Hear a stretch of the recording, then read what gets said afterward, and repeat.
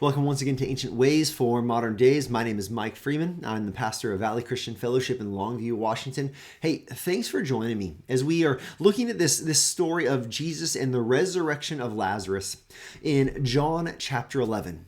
Now, where we left off is in this moment, this tender moment where Jesus weeps over the frailty of humanity, the corruption of sin, and the consequence of death in the world.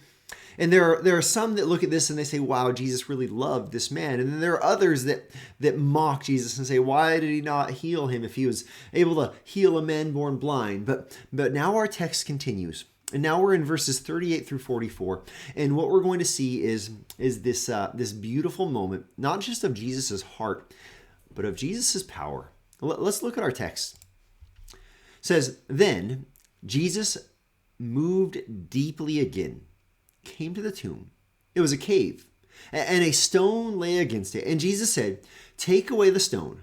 Martha, the sister of the dead man, said to him, Lord, by this time there will be an odor, for he has been dead 4 days. Martha says, Jesus, I know we want to mourn over him, and I know you care for him, but really, Jesus, I don't think this is the way you want to do it, right? Verse 40, Jesus said to her, did I not tell you that if you believed, you would see the glory of God? So they took away the stone, and Jesus lifted up his eyes and said, Father, I thank you that you have heard me. I knew that you always hear me, but I said this on account of the people standing around, that they may believe that you sent me. Now this is cool. In this moment, Jesus, he says, I'm praying to you, Father, but I'm praying so that really these people hear me speaking to you. I want them to understand the connection, the relationship, the unity I have with you. Verse 43, when he had said these things, he cried out with a loud voice, Lazarus, come out. The man who had died came out, his hands and feet bound with linen strips, and his face wrapped with a cloth. And Jesus said to them, unbind him and let him go.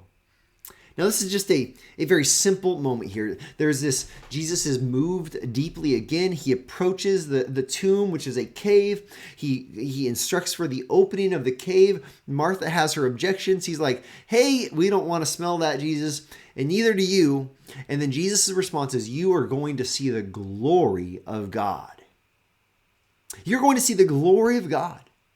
And then Jesus prays, and in his prayer, he affirms that the Father always hears him, and he does this publicly so that everyone around, they will be convinced that Jesus is not just a charlatan with some parlor tricks, that Jesus is not just a holy man who is occasionally getting lucky with a miracle, that Jesus is not just a persuasive teacher that is luring the people away. No, Jesus has a direct connection to God. And then, not only with his words, but then with his deeds, he proves it.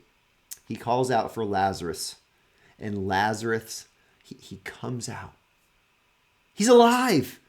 The man who is the resurrection and the life brings resurrection and life to a man who is dead. And all of this is so that they can see the glory of God.